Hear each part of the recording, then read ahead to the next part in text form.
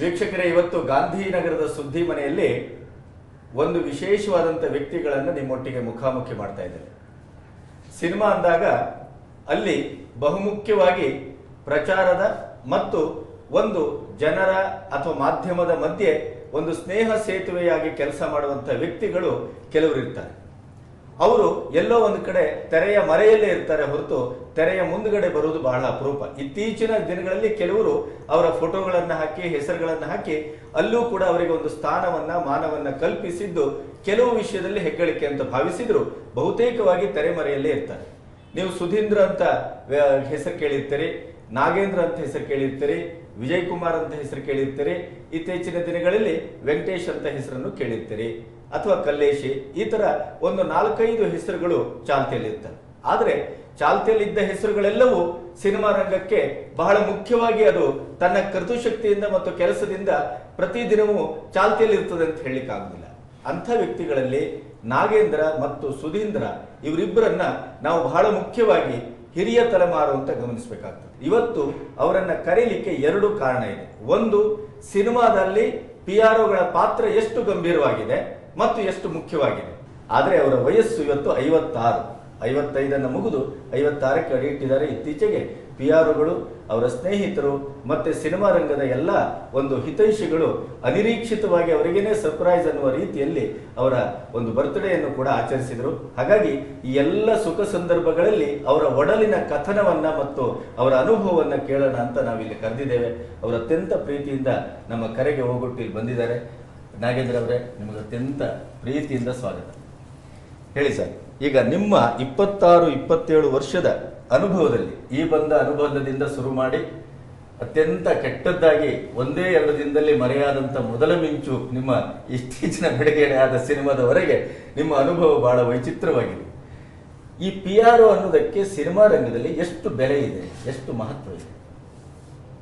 ಸಿನಿಮಾದಲ್ಲಿ ಆ್ಯಕ್ಚುಲಿ ಬೆಲೆ ಇದೆ, ಬೆಲೆ ಇಲ್ಲ ಅಂತಲ್ಲ. ಏನಂದರೆ ಅವರದ್ದೇ ಆದಂಥ ಸಮಸ್ಯೆಗಳು ಮತ್ತು ಅವರದೇ ಆದಂಥ ಕೆಲವು ವಿಚಾರಗಳಿಗೆ ನಿರ್ಮಾಪಕರು ಕೊಡುವಂಥ ಗಮನ ನಮ್ಮ ವೃತ್ತಿಗೆ ಅವ್ರು ಕೊಡ್ತಾ ಇಲ್ಲ. ಅದನ್ನು ಫ್ರ್ಯಾಂಕಾಗಿ ಹೇಳ್ತೀನಿ. ಯಾಕೆಂದರೆ ಒಂದು ಸಿನಿಮಾಕ್ಕೆ ಒಬ್ಬ ಕಾಸ್ಟ್ಯೂಮರು, ಒಬ್ಬ ಕ್ಯಾಮ್ರಾಮನ್, ಒಬ್ಬ ಡೈರೆಕ್ಟ್ರು, ಒಂದು ಲೊಕೇಶನು, ಪಾತ್ರಧಾರ ಎಷ್ಟು ಮುಖ್ಯವೋ ಅಷ್ಟೇ ಮುಖ್ಯ ನಮ್ಮ ಪತ್ರಿಕಾ ಸಂಪರ್ಕದ ಒಂದು ಕೆಲಸ ಏನಿದೆ ಅದು. ಯಾಕೆಂದರೆ ಇವರು ಒಟ್ಟಾರೆ ಚಿತ್ರ ಮಾಡೋದು, ಕಷ್ಟಪಡೋದು, ಮಳೆ ಚಳಿ ಗಾಳಿಯಲ್ಲಿ ದುಡಿಯೋದು, ಲಕ್ಷಾಂತರ ರೂಪಾಯಿ ಕೋಟ್ಯಾಂತರ ರೂಪಾಯಿ ತಂದು ಸಿನಿಮಾಗೆ ಸುರಿಯೋದು, ಎಲ್ಲವೂ ಮಾಡೋದು ಅಂತಿಮವಾಗಿ ಚಿತ್ರಮಂದಿರದಲ್ಲಿ ಪ್ರೇಕ್ಷಕರು ನೋಡೋಕ್ಕಷ್ಟೇ. ಯಾರೂ ತಮ್ಮ ಮನೆಯಲ್ಲಿ ಇಟ್ಕೊಳ್ಳಿಕ್ಕಂತೂ ಸಿನಿಮಾ ಮಾಡೋಲ್ಲ. ಸೊ ಮನೆಯಿಂದ ಚಿತ್ರಮಂದಿರಕ್ಕೆ ಬರೋದಕ್ಕೆ ಏನು ಮಾಡಬೇಕು, ಆ ಚಿತ್ರದ ಬಗ್ಗೆ ಮೌಲ್ಯ ಯಾವ ರೀತಿ ನಾವು ತಿಳಿಸಿದ್ರೆ ಮನೆಯಿಂದ ಚಿತ್ರಮಂದಿರಕ್ಕೆ ಬರ್ತಾರೆ, ಅದ್ರ ಬಗ್ಗೆ ಸ್ವಲ್ಪ ಆಲೋಚನೆ ಮಾಡಿಕೊಂಡ್ರೆ ಬಹುಶಃ ಈಗ ಆಗ್ತಾ ಇರ್ತಕ್ಕಂಥ ಲಾಸ್ ಏನಿದೆ ಇಂಡಸ್ಟ್ರಿಯಲ್ಲಿ, ಅದು ನನಗೆ ತಿಳಿದಂಗೆ ನನ್ನ ಪ್ರಾಕ್ಟಿಕಲಲ್ಲಿ ಶೇಕಡ ಒಂದು 50-60% ಕಡಿಮೆ ಆಗಬಹುದು.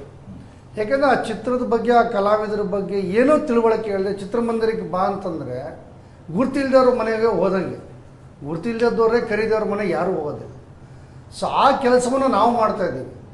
ನಾವು ಆದಷ್ಟು ಅವರಿಗೆ ಎಲ್ಲವೂ ಪ್ಲ್ಯಾನ್ಗಳನ್ನು ಕೊಡ್ತೀವಿ, ಈ ರೀತಿ ಮಾಡಬೇಕು. ಸೊ ಮೊದಲ ಹಂತ, ದ್ವಿತೀಯ ಅಂತಿದ್ರೆ ನಮ್ಮಲ್ಲಿ 7 ತರಹದ ವಿಭಾಗಗಳಿದ್ದಾವೆ ಪ್ರಚಾರ ಮಾಡಲಿಕ್ಕೆ. ಅದು ಮೊದಲಿನ ಥರ ಅಲ್ಲ, ಇವಾಗನ್ಕೂ ತುಂಬ ಆಪರ್ಚುನಿಟಿ ಇದೆ. ಪ್ರಚಾರ ಮಾಧ್ಯಮ ಬಹುಶಃ ನಮ್ಮ ಕನ್ನಡ ಚಿತ್ರರಂಗಕ್ಕೆ ಸಿಕ್ಕಿದಷ್ಟು ಯಾವ ಚಿತ್ರರಂಗಕ್ಕೂ ಸಿಕ್ಕಿಲ್ಲ. ಅಷ್ಟು ಸಿಕ್ಕಿದೆ. ಅಷ್ಟೇ ಸಹೃದಯತೆಯ ಪತ್ರಕರ್ತರಿದ್ದಾರೆ, TV ಮಾಧ್ಯಮದವರಿದ್ದಾರೆ, ಅಷ್ಟೇ ಕೋಆಪ್ರೇಟ್ ಮಾಡ್ತಾರೆ. ಬೇರೆ ಲ್ಯಾಂಗ್ವೇಜ್ ಮಾಡಲ್ಲ. ಯಾಕೆಂದರೆ ಬೇರೆ ಲ್ಯಾಂಗ್ವೇಜಲ್ಲಿ ನನಗೆ ಗೊತ್ತಿದೆ. ಯಾಕೆ ನಾನು 2 ತೆಲುಗು ಸಿನಿಮಾ ಕೆಲಸ ಮಾಡಿ ಬಂದಿರೋನು, ಪ್ರಚಾರಕರ್ತನ ಕೆಲಸ ಮಾಡಿದ PRO ಕೆಲಸ.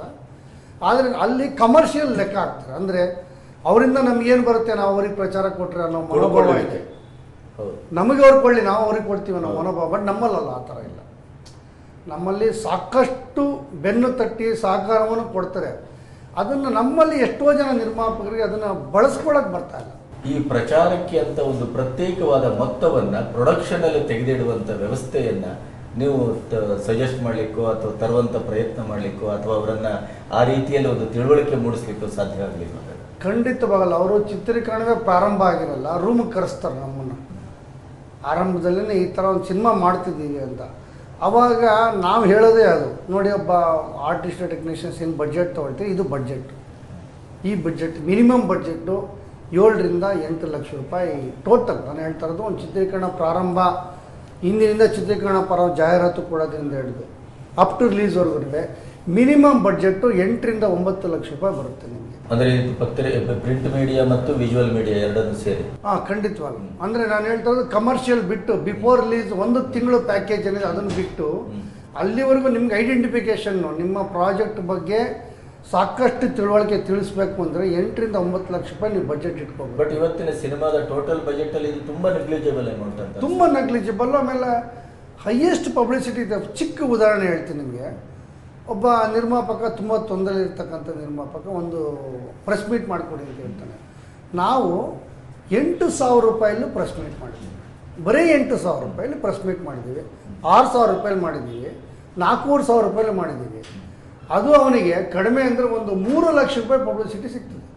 ಎಲ್ಲ ಟಿ ವಿ ಚಾನಲ್ ಕವರೇಜು, ಎಲ್ಲ ಪತ್ರಿಕೆಗಳ ರೈಟಪ್ಪು, ಯಾರು ಯಾವುದೇ ರೀತಿ ನಿರೀಕ್ಷೆ ಮಾಡ್ದೇ ಬಂದು ಅಷ್ಟೇ ಸಹಕಾರ ಕೊಟ್ಟು ಅಷ್ಟೇ ರೇಟಪ್ ಕೊಡ್ತಾರೆ. ಅಂದರೆ ಒಂದು 5,000 ರೂಪಾಯಿ ಖರ್ಚು ಮಾಡಿದಾಗ ಒಂದು 2 ಲಕ್ಷ ರೂಪಾಯಿ ಪಬ್ಲಿಸಿಟಿ ಸಿಗುತ್ತೆ ಅಂದಾಗ ಈ 9 ಲಕ್ಷ ರೂಪಾಯಿ ಮೊತ್ತ ಏನಿದೆ ಅವನು ಮಾಡಿದರೆ ಖಂಡಿತವಾಗಲೂ ಅವನಿಗೆ 40 ರಿಂದ 50 ಲಕ್ಷ ರೂಪಾಯಿನಷ್ಟು ಮೊತ್ತದಷ್ಟು ಪಬ್ಲಿಸಿಟಿ ಸಿಗ್ತದೆ.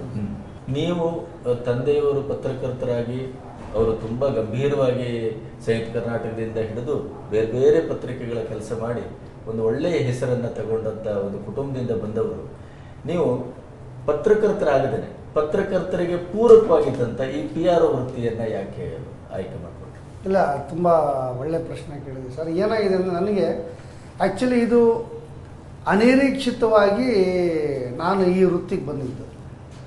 ನಮ್ಮದು ಒಂದು ಪತ್ರಿಕೆ ಬರ್ತಾಯಿತ್ತು, ಚಂದ್ರ ಚಕೋರಿ ಅಂತೇಳಿ ಮಂತ್ಲಿ ಮ್ಯಾಗ್ಝಿನ್ ಬರ್ತಾಯಿತ್ತು. ನಮ್ಮ ತಾಯಿಯವರು ರಾಜಮ್ಮ ಅಂತೇಳಿ ಅವರು ಸಂಪಾದಕಿ ಆಗಿದ್ದರು. ನಮ್ಮ ತಂದೆಯವರು ನೋಡ್ಕೊಂಡು ಹೋಗ್ತಿದ್ರು. ಪತ್ರಿಕೆ ಪೂರ್ತಿ ಅವರೇ ಮಾಡ್ತಿದ್ದಾರೆ.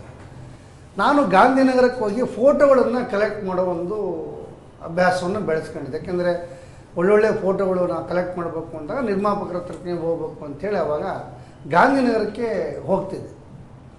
ಹಾಗಾಗಿ ನಾನು ಆವಾಗ ಅಜಂತಾ ರಾಜು ಅವರ ಆಫೀಸ್ಗೆ ಹೋದೆ. ನಾನು ಫೋಟೋಗಳು ಕಲೆಕ್ಟ್ ಮಾಡೋಣ ಅಂತ ಹೋದೆ. ನಮ್ಮ ತಂದೆಯವ್ರಿಗೂ ಅವ್ರಿಗೂ ಸ್ನೇಹ ಇತ್ತು. ಆಮೇಲೆ ನನಗೊಂದು ಮ್ಯಾಟ್ರ್ ಬರ್ಕೊಡಪ್ಪ ಅಂತಂತಂದರು. ಅಲ್ಲೇ ಕೂತ್ಕೊಂಡು ಬೆಳ್ಳಿನಾಗ ಅಂತೇಳಿ ಪ್ರಭಾಕರ್ ನಳಿನಿ ಆ್ಯಕ್ಟ್ ಮಾಡಿದಂಥ ಸಿನಿಮಾ. ಸೊ ಅದ್ರದ್ದು ಒಂದು ಮ್ಯಾಟ್ರ್ ಬರೆದು ಕೊಟ್ಟೆ ನಾನು. ಬರೆದು ಕೊಟ್ಟಾಗ ಅವರು ಒಂದು ಕೆಲಸ ಮಾಡೋ, ನೀನು ಯಾಕೆ PR ಕೆಲಸ ಮಾಡಬಾರ್ದು ಅಂತ. ಸರ್ ನನಗೆ ಯಾವುದೇ ಕೆಲಸ ಮಾಡ್ಬೇಕಾದ್ರೆ ರೂಢಿ ಇರಬೇಕು. ಸುಮ್ಮನೆ PR ಕೆಲಸ ಮಾಡೋ ಅಂದರೆ ಸುಧೀಂದ್ರ ಅವರು ಆಲ್ರೆಡಿ ಹೆಸರು ಮಾಡಿದ್ದಾರೆ ಇದರಲ್ಲಿ. ಆಮೇಲೆ ರಮೇಶ್ ಅಂತ, ಮಧು ಅಂತ ಸಾಕಷ್ಟು ಜನ ಒಂದು ಒಳ್ಳೊಳ್ಳೆ PR ಇದ್ದರು. ನಾವು ಹೆಂಗೆ ಸರ್ ಮಾಡೋದು? ನಿಮ್ಮ ತಂದೆ ಪತ್ರಕರ್ತ, ನೀನು ಮಾಡೋಕ್ಕೆ ಏನಂತೆ, ಒಂದು ಕೆಲಸ ಮಾಡಯ್ಯ, ಇವತ್ತೇ ನನಗೆ ಈ ಸಿನಿಮಾ ಕೊಡ್ತೀನಿ, ನೀನು PR ಕೆಲಸ ಮಾಡು. ಯಾಕಾಗಲ್ಲ, ಮಾಡು ಮಾಡು ಅಂತೇಳಿ ಬಲವಂತ ಮಾಡಿ, ಬಲವಂತದ ಮೊದಲನೇ ತುತ್ತಿಟ್ಟವರು AR ರಾಜು ಅವರು. ಸೊ ಅಲ್ಲಿಂದ ಫಸ್ಟ್ ಸಿನಿಮಾ ನನಗೆ ಶಂಕರ್ ನಾಗು, ಜರ್ನಾ ಬಾಬು ಅಭಿನಯಿಸಿದಂಥ ಈ ಬಂದ ಅನುಬಂಧ ಅನ್ನುವ ಸಿನಿಮಾನ ಕೊಟ್ಟರು PR ಕೆಲಸಕ್ಕೆ. ಇವತ್ತು ನೀವು ಕಾರಲ್ಲಿ ಓಡಾಡ್ತಾ ಇದ್ದೀರಿ. ಇವತ್ತು ನೀವು ಒಂದು ರೀತಿಯ ಸೊಫಿಸ್ಟಿಕೇಟೆಡ್ ಆಗಿ ನಾಗೇಂದ್ರ PR ಅಂತಂದರೆ ಒಂದು ರೀತಿಯ ಯಾವುದೋ ಒಂದು MNC ಕಂಪನಿಯಲ್ಲಿ ಕೆಲಸ ಮಾಡುವ ಹಾಗೆ ನೀವು ಬರ್ತೀರಿ. ಆದರೆ ಆರಂಭದಲ್ಲಿ ನಿಮಗೆ ಇದೇ ರೀತಿಯ ಸ್ವಾಗತ, ಸ್ವಾತಂತ್ರ್ಯ, ಸುಖ ಇತ್ತ ಅಥವಾ ಇರಲಿ ಹೋರಾಟಗಳನ್ನು ಮಾಡಿದ್ದೀರಾ? ಇದು ಹೋರಾಟ ಇತ್ತು ಸರ್, ಹೋರಾಟ ಇತ್ತು. ಯಾಕೆಂದರೆ ನಮಗೆ ನಮ್ಮ ತಂದೆಯವರೇ ಸಂಕೋಚ ಸ್ವಭಾವ. ಪರಿಚಯ ಇದ್ದಂಥ ಇಂಡಸ್ಟ್ರಿಯಲ್ಲಿ ರಾಜ್ಕುಮಾರ್ ಕಂಪ್ನಿಯವರು, ರಾಜ್ಕುಮಾರ್ ಸಂಸ್ಥೆಯಲ್ಲಿ ಎಲ್ಲರೂ ಪರಿಚಯ. ಹಂಗಾಗಿ ಈ ಲಕ್ಷ್ಮಣ್ಣ ಅವ್ರು ಕೆಲವ್ರು ಬಿಟ್ಟರೆ ಯಾರ ತನ ಅವರು ಮೂವ್ ಮಾಡ್ತಿರ್ಲಿಲ್ಲ. ಆಗ ನಮ್ಮ ತಂದೆಯವರು ತೀರಾ ಗುರುರಾಜ್ ಮಗ ಇವರು ಅಂತೇಳಿ ಎಲ್ಲರೂ ಐಡೆಂಟಿಫೈ ಮಾಡೋ ಇದಕ್ಕೆ ಅವರು ಹೋಗಿರಲಿಲ್ಲ. ಅಂದರೆ ಅವರು ಸೆಲೆಕ್ಟೆಡ್ ಅವರ ಜೊತೆಯಲ್ಲಿರೋರ ಹತ್ರ ಮಾತು ಸ್ನೇಹ ಬೆಳೆಸಿದರು. ನಾನು ಈ ಸಿನಿಮಾ ಮಾಡಿದಾಗ ನನಗೆ AR ರಾಜು ಅವರು ಸ್ವಲ್ಪ ಸಪೋರ್ಟ್ ಮಾಡಿದರು. ಅಂದರೆ ಆವಾಗ ಒಂದು ಚಿತ್ರಕ್ಕೆ ನಮಗೆ ಕೊಡ್ತಾಯಿದ್ದು 1,500 ರೂಪಾಯಿ ಪೇಮೆಂಟು. ಇವತ್ತು ಎಷ್ಟು ತಗೊಳ್ತಾ ನಾವು ಮುಂದೆ ಇಲ್ಲ ನೀವು ಆರಂಭದಲ್ಲಿ ಗೊತ್ತಿದ್ದು ಹೇಳಿದ್ರು ಗೊತ್ತಿಲ್ಲದೆ ಹೇಳಿದ್ರು ಗೊತ್ತಿಲ್ಲ ನನಗೆ. ನಾಗೇಂದ್ರ ಅವರು ವೃತ್ತಿಗಷ್ಟೇ ಬೆಲೆ ಕೊಡ್ತಾರೆ, ದುಡ್ಡಿನ ವಿಷಯ ಹೋದಾಗ ಕಮರ್ಷಿಯಲ್ ಹೋಗಲ್ಲ ಅಂತ. ಖಂಡಿತವಾಗಲೂ ನಾನು ಇಷ್ಟೇ ಅಮೌಂಟ್ ಅಂತ ನಾನು ಖಂಡಿತವಾಗ್ಲೂ ಈ ಗಳಿಗೆವರೆಗೂ ನಾನು ಸ್ಟಿಕಾನ್ ಆಗಿಲ್ಲ. ಅವರು ನಿರ್ಮಾಪಕರು ಅವ್ರ ಬಡ್ಜೆಟ್ಗಳು ಅವ್ರ ಸಿನಿಮಾಕ್ಕೆ ಯಾವ ಥರ ಪ್ರಚಾರ ತಗೊಳ್ತಾರೆ. ನಾನು 1 ಲಕ್ಷ ರೂಪಾಯಿ ತಗೊಂಡಿರೋದು ಇದೆ, 10,000 ರೂಪಾಯಿ ಕೆಲಸ ಮಾಡಿರೋದು ಇದೆ.